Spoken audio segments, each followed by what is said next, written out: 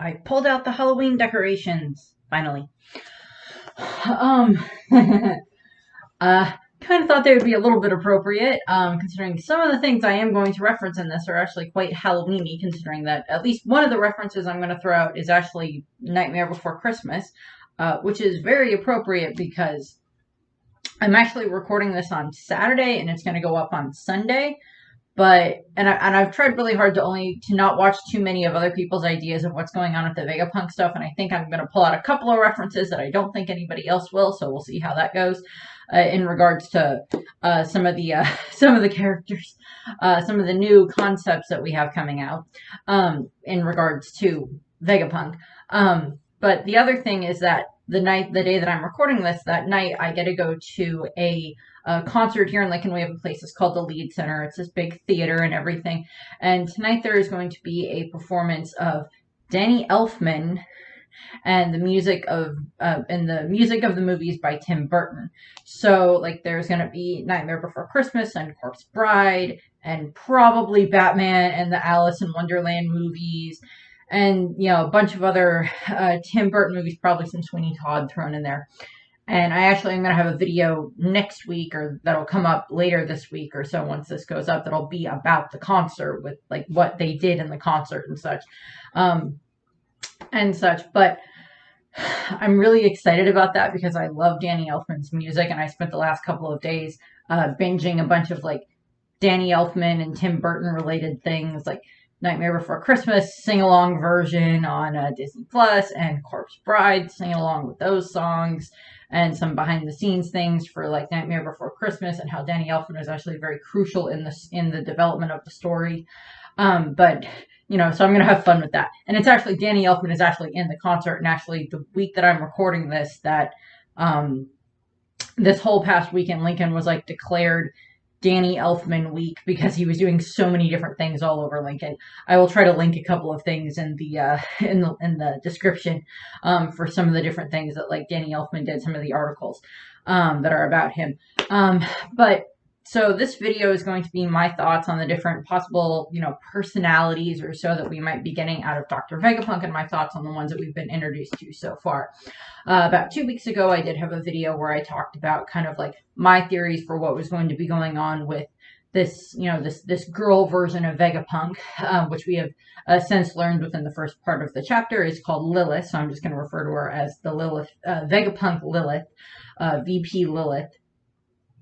That sounds like she's Vice President Lilith. We're not going to go there. Vegapunk Lilith, Lilithpunk, I don't know. The fandom will come up with names for all these different characters as like a cute version of their name, probably.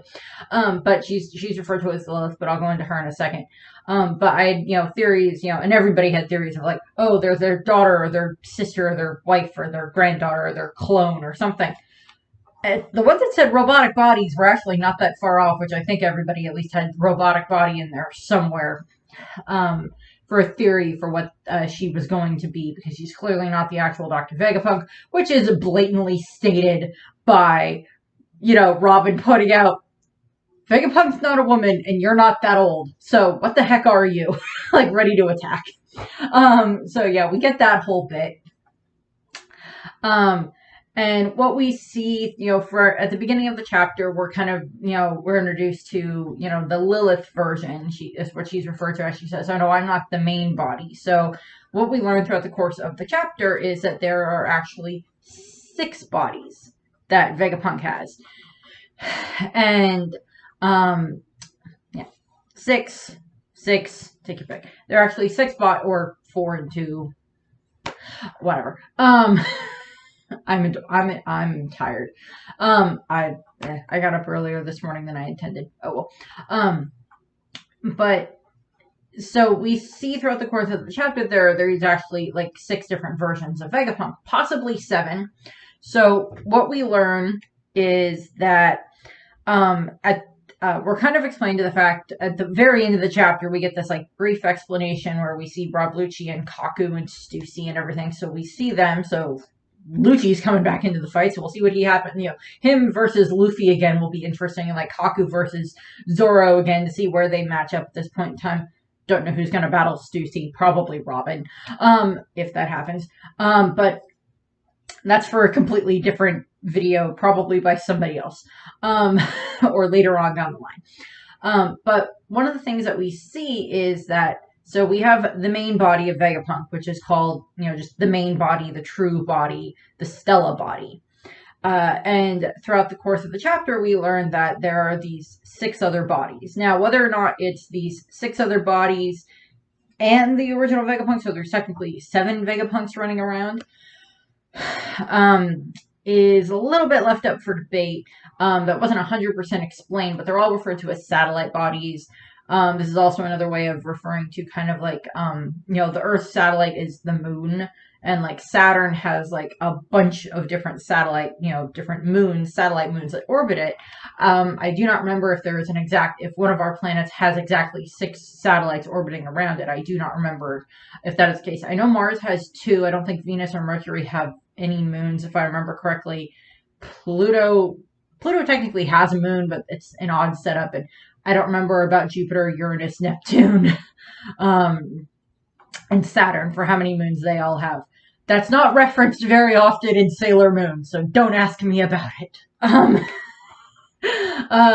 Sailor Moon reference. But what we do see is, throughout the course of One Piece, since we've learned about Vegapunk, we're kind of assuming that, he's probably like a Doc Brown from like Back to the Future type of a thing, or I guess Rick Sanchez from Rick and Morty, even though I've never really seen Rick and Morty. A lot of people reference him.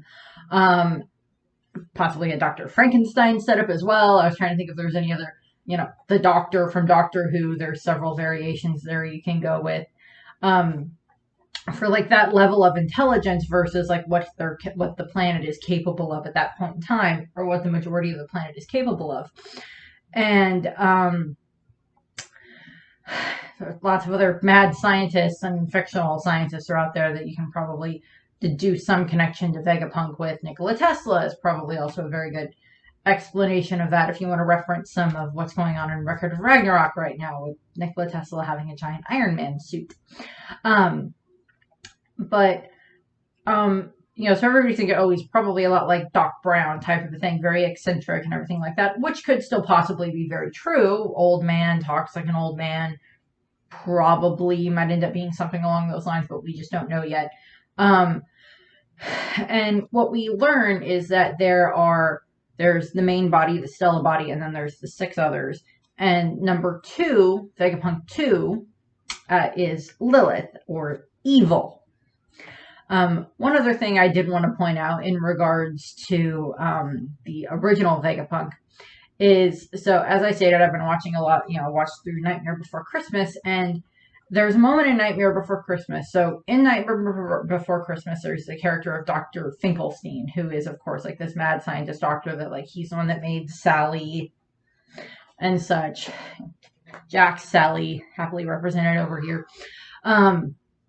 That made Sally, and then he also ends up making like the flying reindeer skeletons that like Jack uses to pull his sleigh and everything.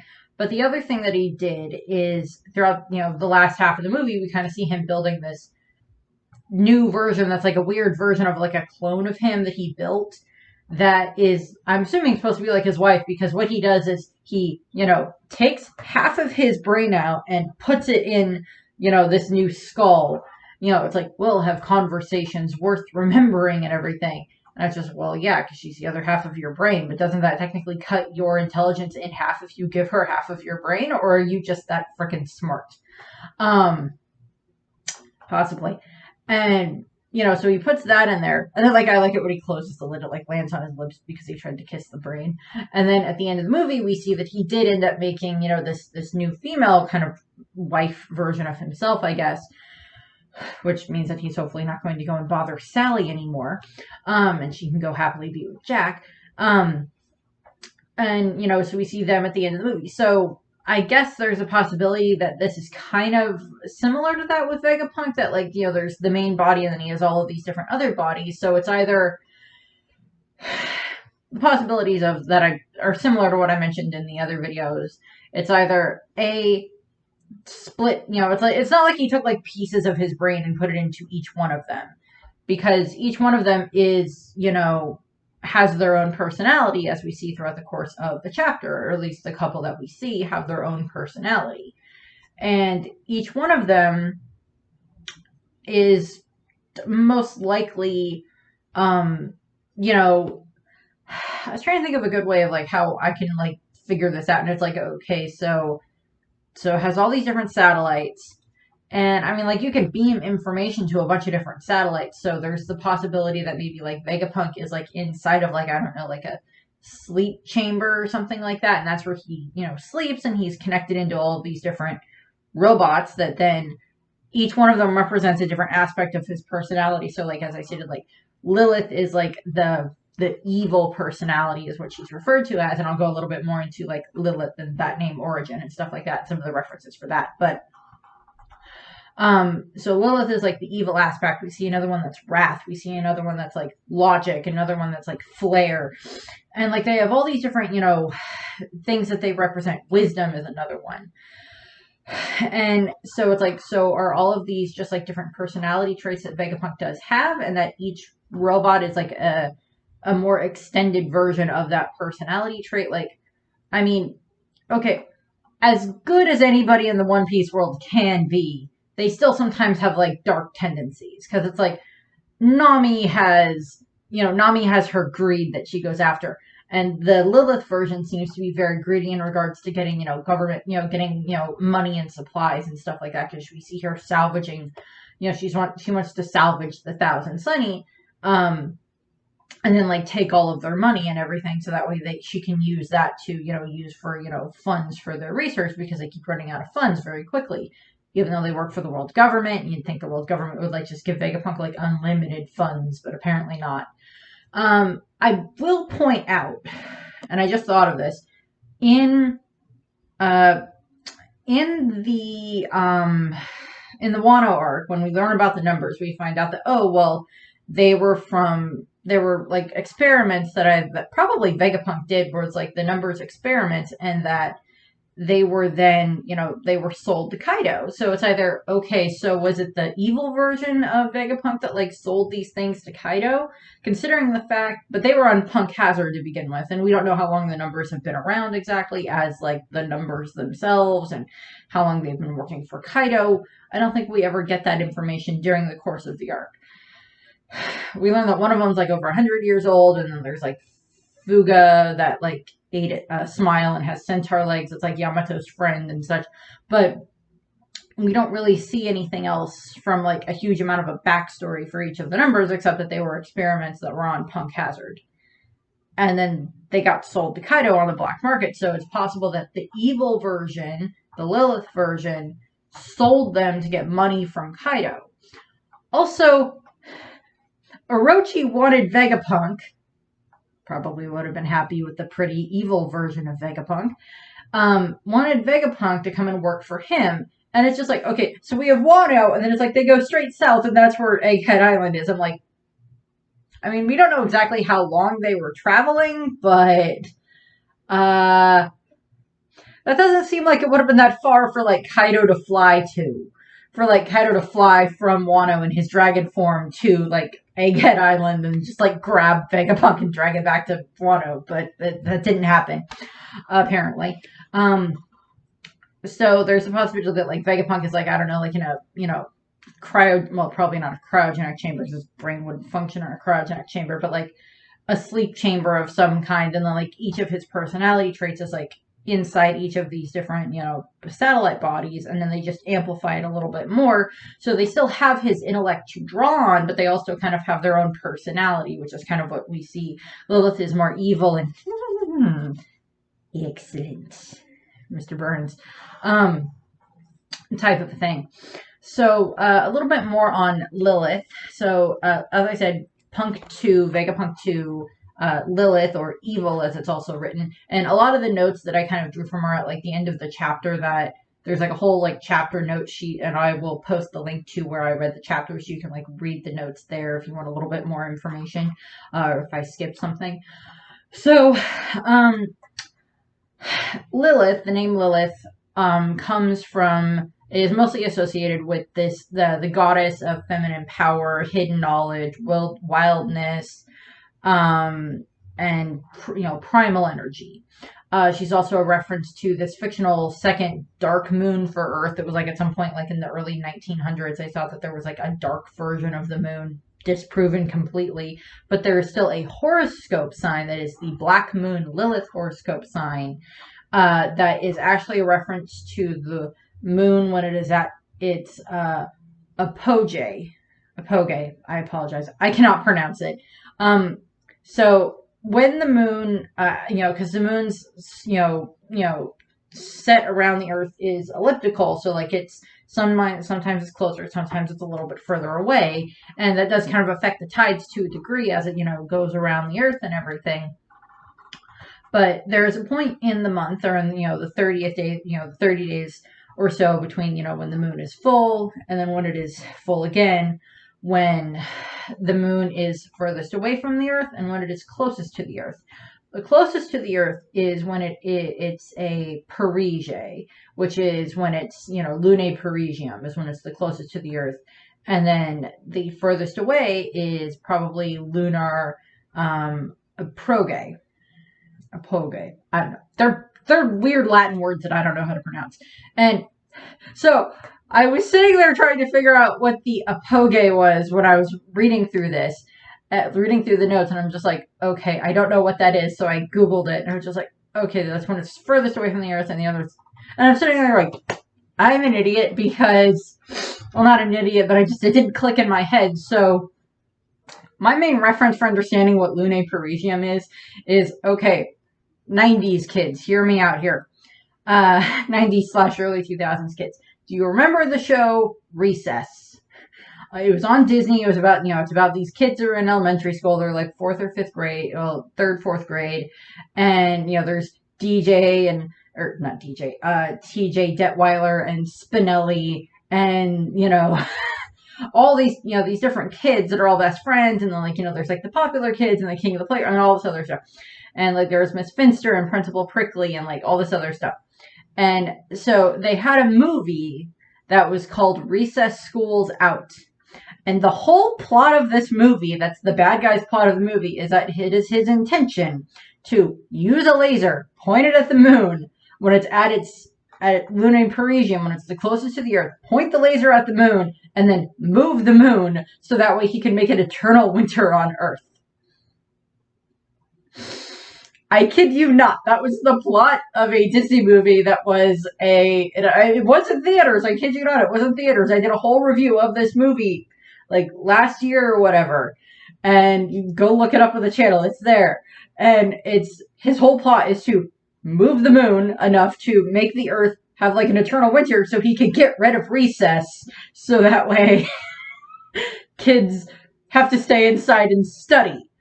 And I'm like, you don't understand kids very well, do you? Because they will use any opportunity they can to go outside. Well, at the very least, they will use any opportunity they can if there's a snow day, and they will go outside and they will play in the snow. They don't care. They will find a reason not to go to school in this regard. Even if there really wasn't love school, I was just like, I have had too much school. I'm going to go sit in the snow because then I at least don't have to read this book anymore.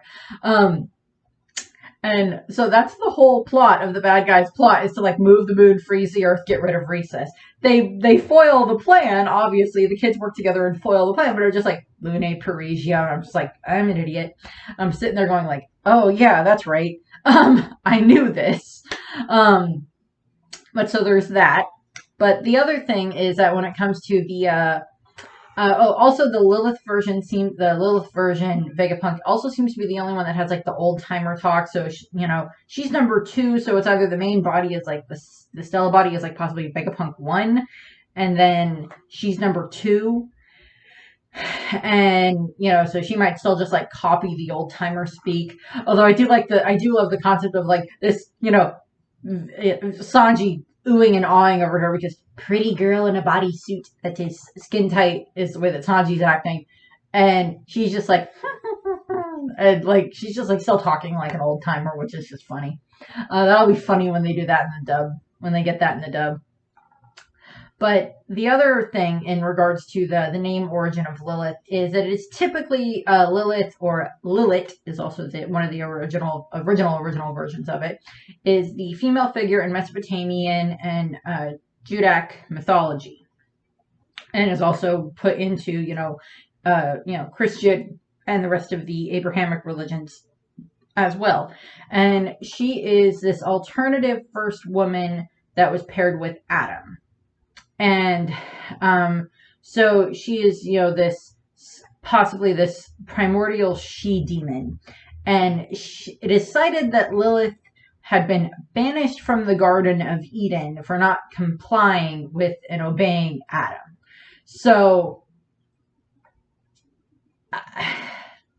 Christian person here, Lutheran, pretty much just basically the people that were writing this necessarily are coming up with this was like, the women are supposed to obey the men, so she had to obey Adam, and she wouldn't, so she had to be kicked out of paradise. Is basically what they did there. And yeah, that's basically what they did there. And she is supposedly like the first vampire, the first she demon. She went around and she would like kidnap children and all this other stuff. And there is a extra canonical book. So in regards to the Bible is like all the books in the Bible are what are considered canon by the Catholic Church and Protestant churches all around the world. And there are extra canonical books that are other books that are still about like events in the Bible and the Torah and stuff like that. And these extra canonical ones are, there's a book that is called the Book of Adam and Eve. Extra canonical means that it was left out when they were canonizing the Bible. I may just have to do something at some point where I talk about like how the Bible was canonized, just because it's actually a very interesting process. And it also just like, I don't like this book. Get rid of it. There's too much witchcraft in it. Let's just get rid of this one. No. Get rid of this one. There's too much witchcraft. That one has a woman having an opinion. Get rid of it. And within the concept of the book of Adam and Eve, it is, as I said, it is Lilith is Adam's first wife, and then she is exiled because she is a hot fiery female who first cohabitated with man. And so it's just like, okay, interesting. Lilith is also kind of this portrayal of like where this first femme fatale would come from, is usually what she's referenced as. There's various portraits of Lilith, sometimes in more demonic forms, sometimes in more beautiful forms, very alluring in various cases. Also in some cases they turn her into this monster that would go and, as I said, like take children from their beds. And Lilith is actually kind of the reason that there are lullabies. So, nowadays it's just like, oh, you sing the kids a lullaby to get them to go to sleep. In medieval times, lullabies or Lilithabies were done to help, they were to put the baby to sleep, but they were also to help ward off Lilith. The singing was supposed to like scare off Lilith so she wouldn't come and take this child, because it's a descendant of Adam and Eve, and therefore she has a vendetta against it. And, that's where that comes from. Which I knew that for a long time, and I just wanted to verify it before I put it in here. I was like, yeah, no, that's where that came from. She's the origin of lullabies, Lilithabies. And then throughout pop culture, there's been lots of different references to Lilith in books, in movies, in video games, in TV series, in a whole bunch of stuff. I was just going to point out a couple of my favorites in regards to references of Lilith in pop culture. So, within the Chronicles of Narnia books by C.S. Lewis, particularly in The Lion, the Witch, and the Wardrobe, and The Magician's Nephew, and then The Silver Chair are the three books that these mainly take place in. There is the character of Jadis the White Witch, or the White Queen, or the Snow Queen, whatever one you want to refer to her as, from Narnia. And she is a descendant of Lilith.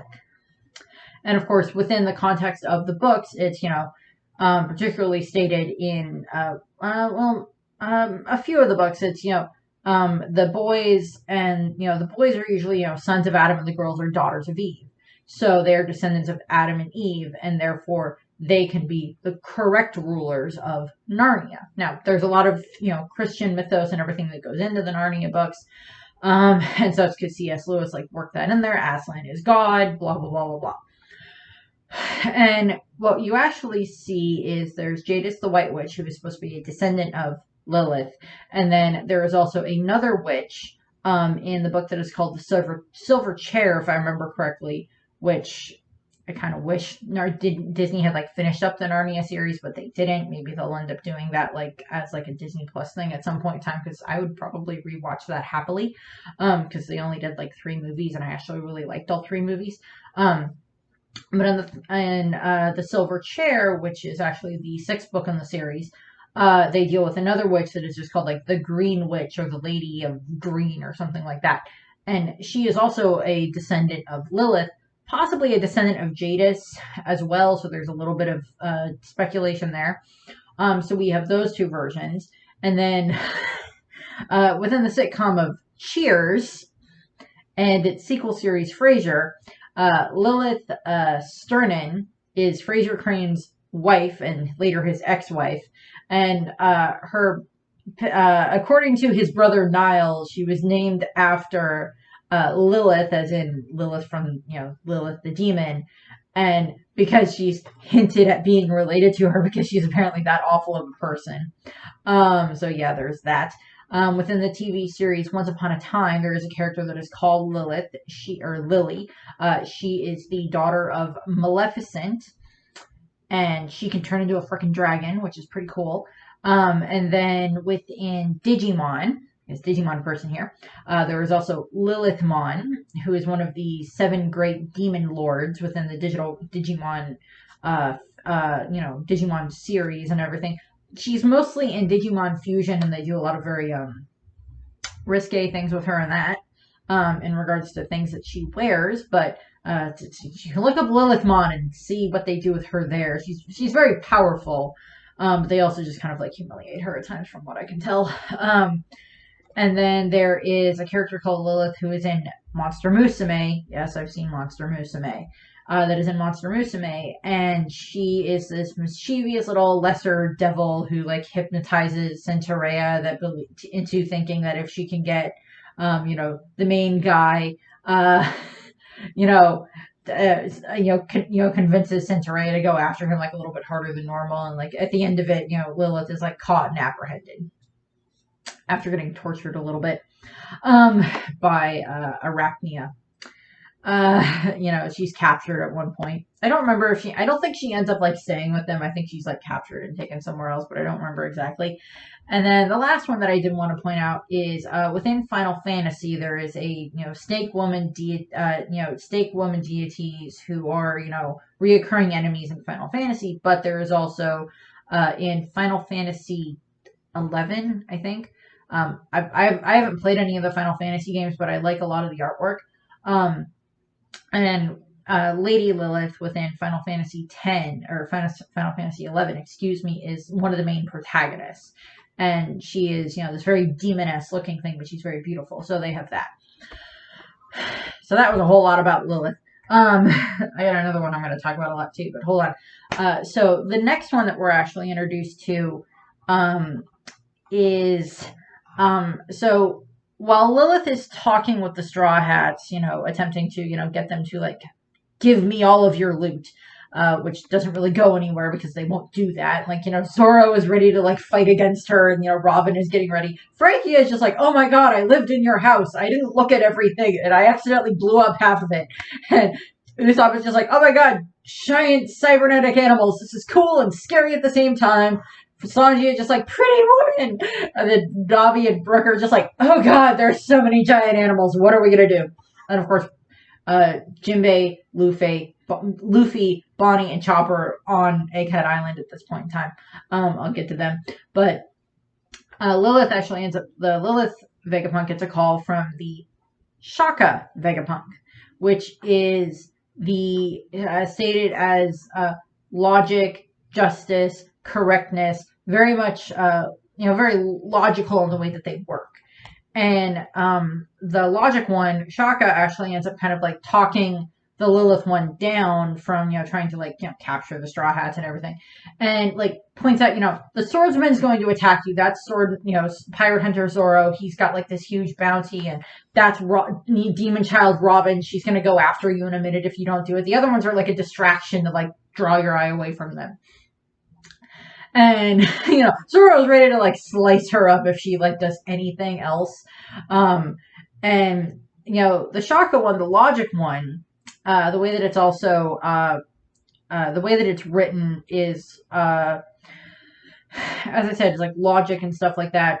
And Shaka is actually the name of a character from an anime that's called Saint Seiya, which I've never actually seen, but it appears to reference a lot of things in regards to gods and constellations, because I've seen some of the artwork from it, and a lot of the characters reference, different Greek and Roman gods, from what I can tell. And Shaka is, I don't know if he's the main person or not, I don't know, but he has a connection to the Virgo constellation. And there is also a Zulu king that was named Shaka. And then Shaka is also the original name for Buddha in Japanese. And the moon, because moons are also a form of a satellite, is an important symbol in Buddhism. And the character used for justice and logic can be read as star. And star, Stella. So there's this question of, is the Shaka one like the actual main version of Vegapunk? And then, like, all the other 5 ones that, we're kind of somewhat introduced to are like the other versions of it. And then Shaka is like the original version. Or is it still that Shaka is like one of the other ones that was made, and then Vegapunk is still the real one, but all these other ones are there as well? So there's that question. But Shaka is like, much like, has like this biker helmet on. I was just like, I want to go do my audition for Daft Punk now. That type of a thing. So there's that whole thing.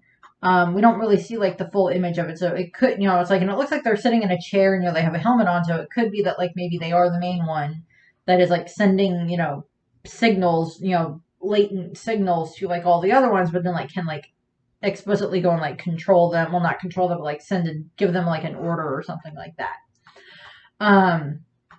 So there's that possibility. There wasn't really a whole lot else that we see about the Shaka one, but I just wanted to point that out. And then with Luffy's group, when they're on the island, they end up running into the Wrath and/or Atlas version is also the way that it's portrayed. And that, well, certain things it says either Vegapunk 5 or it says 6. I think it says 6 on the outfit, so something's going to have to get adjusted there. But, it's got like 6 on the outfit, but then it's referred to as the 5th one later on when we get a chart. So something will get adjusted there later on.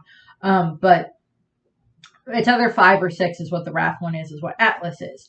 Now, Atlas seems to be the one that has a little bit more, will let out their anger a little bit more at times. And Atlas, of course, in Greek mythology is, of course, this Titan that is,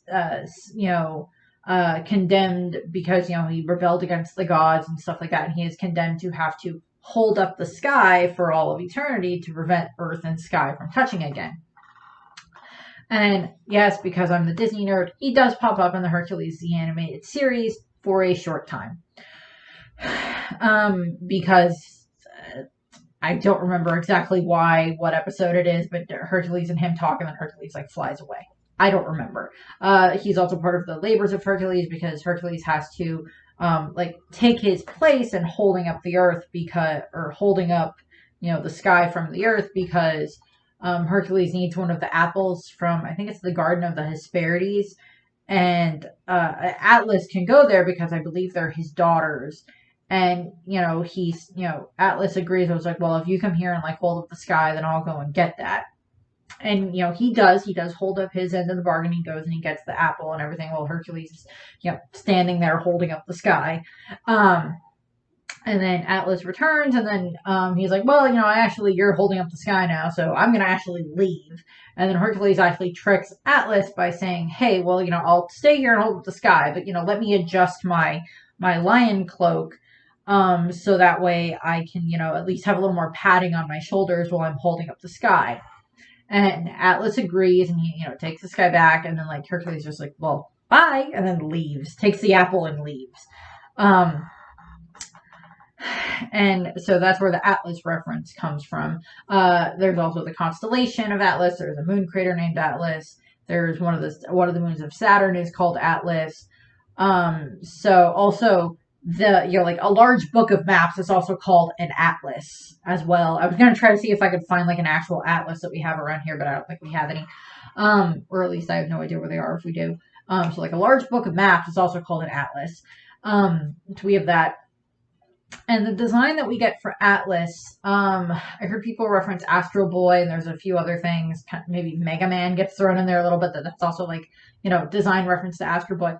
The one that I ended up thinking of was, so it looks like, it kind of looks like a child with like fluffy hair and everything. But according to Luffy, it's like, oh my God, she's the size of Kaido, so she's really big.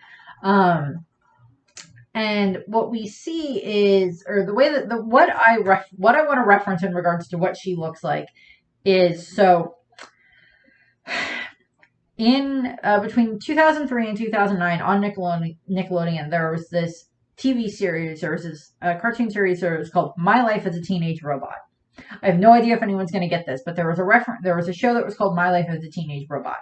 And I'm, laying in bed and I'm trying to think of like, well, what does she remind me of? And I'm just like, My Life as a Teenage Robot. She looks like Jennifer Wakeman, who is the main character. She is also called the Robotic Global Response Unit, JK9, is what she is, her other name. And the whole series is Jenny, who is this robot that is just teenage robot. She has like the mind of a 16-year-old. And she she ends up, going to school and everything and like makes friends and all this other stuff. She goes through stuff that like a teenager goes through, but she also has all of these weapons inside of her. And, she can pull out lasers. She can pull out, I don't think she has any nukes in her, but she can pull out lasers. She can pull out, swords at one point in time. We see her go through all of these different changes that she can go through. And I'm like, Frankie, we found you a girlfriend. I like Frankie and Robin, but Frankie, we found you a girlfriend. Most of the Lilith one wants to date it, but I don't know. But like, so we see that and everything, and like, I loved My Life as a Teenage Robot. I thought it was so funny, and such just like this funny show.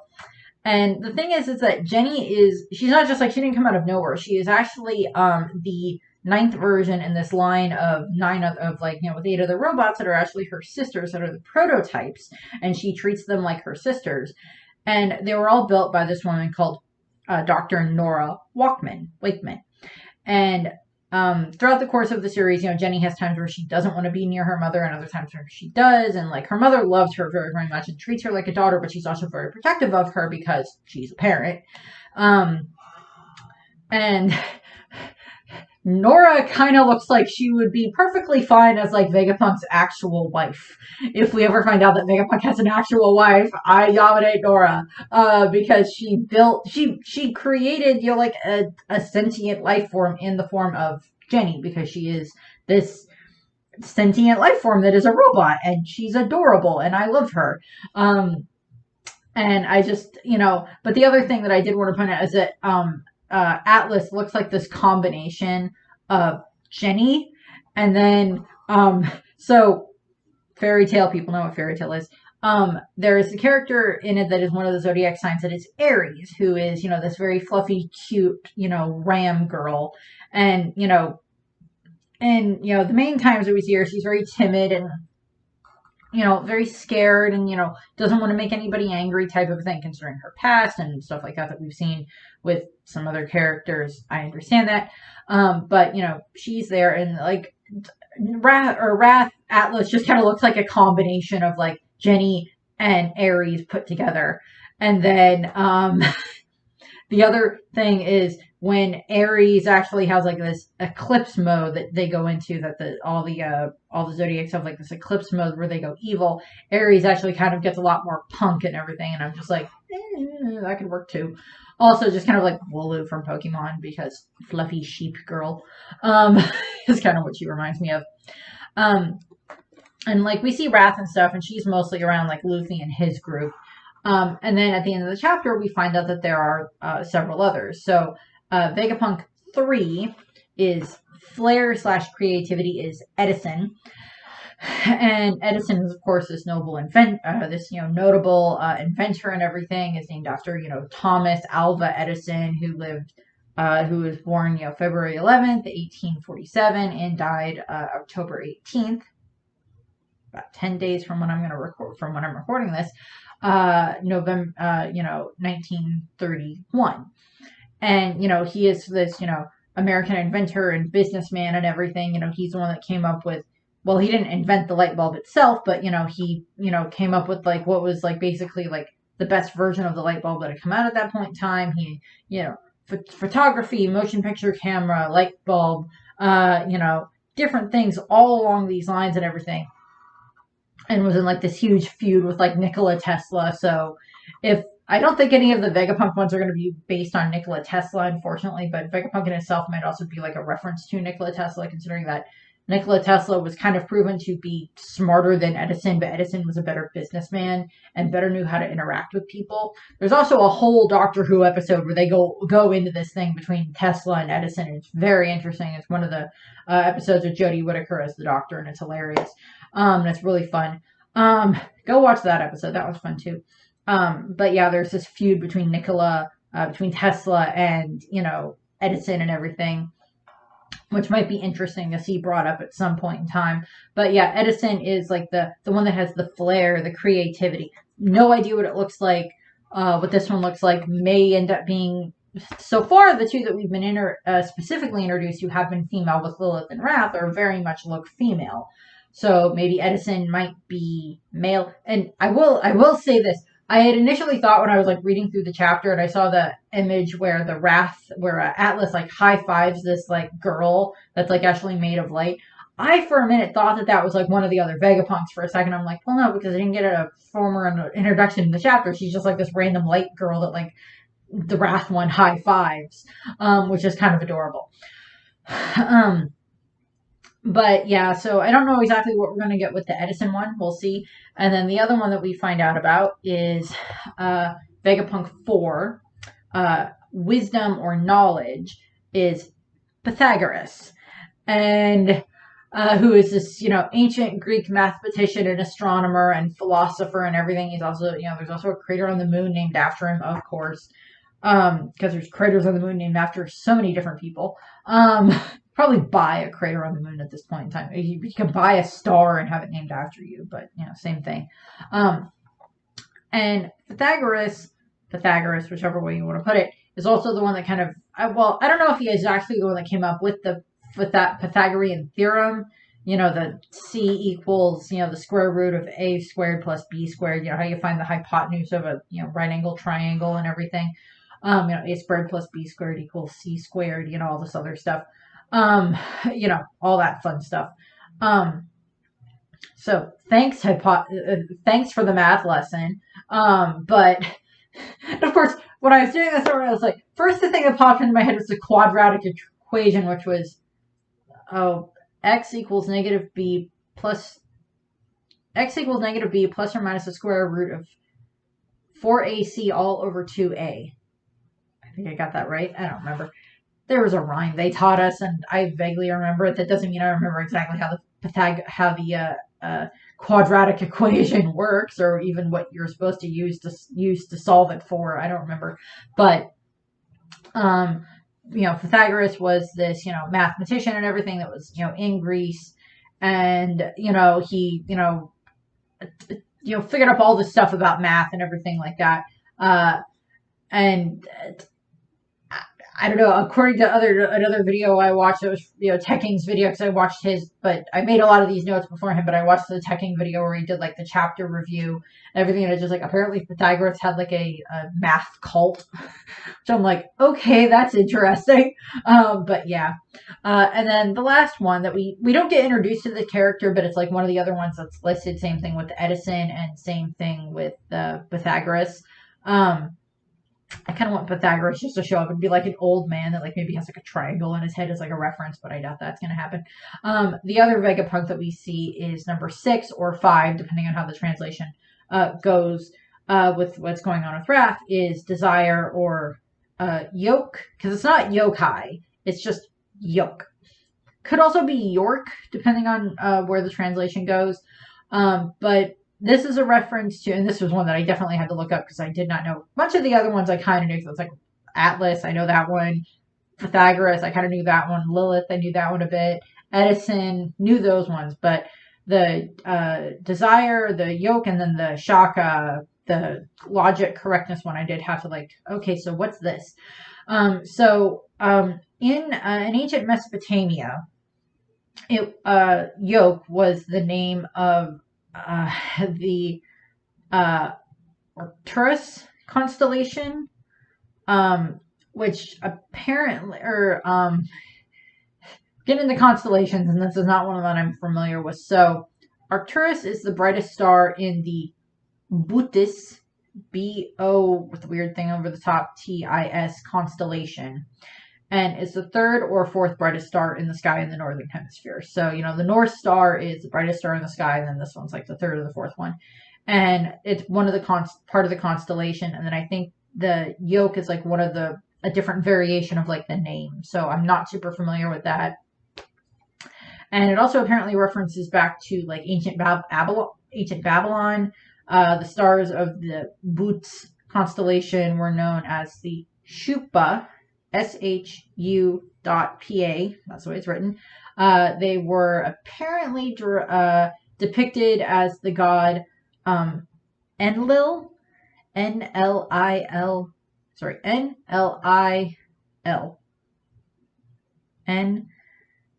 E-N-L-I-L. I'm missing a letter in here. Not an L, not Enaru, E-N-L-I-L.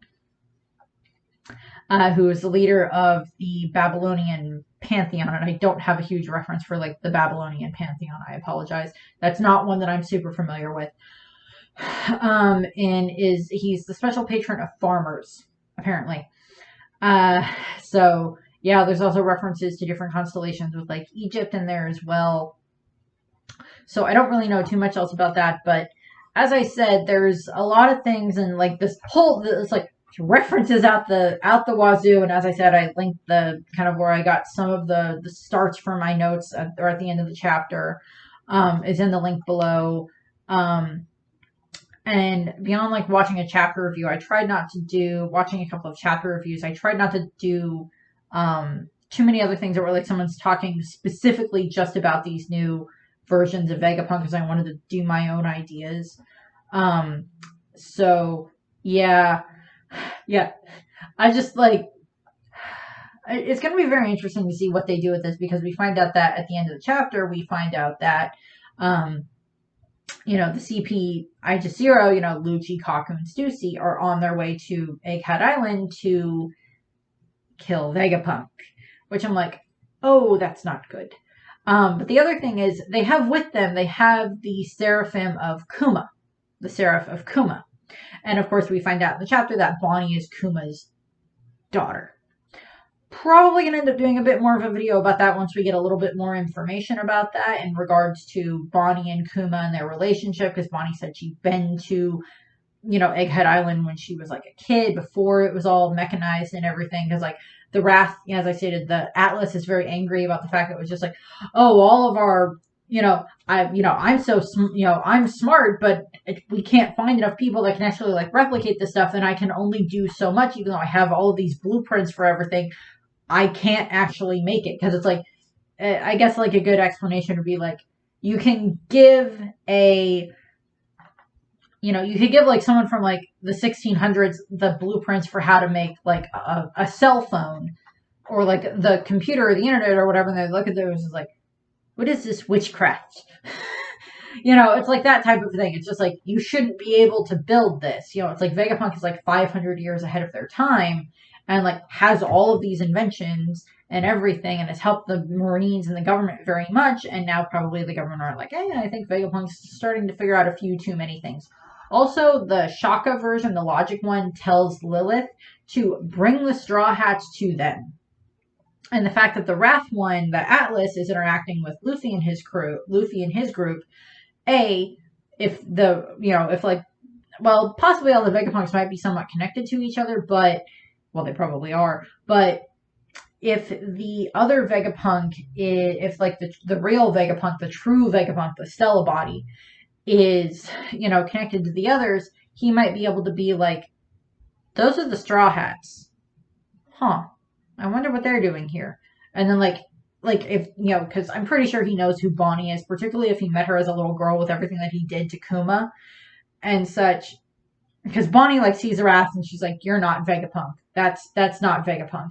Um, I met Vegapunk when I was a kid. You're not Vegapunk, type of a thing. And yeah, Bonnie is just like, well, depending on Vegapunk's answer for why he did that to my dad, I'm going to probably rip his heart out and then salsa dance on top of it. It's probably Bonnie's concept because, it's just like, okay, give me back my dad's heart and his soul. Give them back now.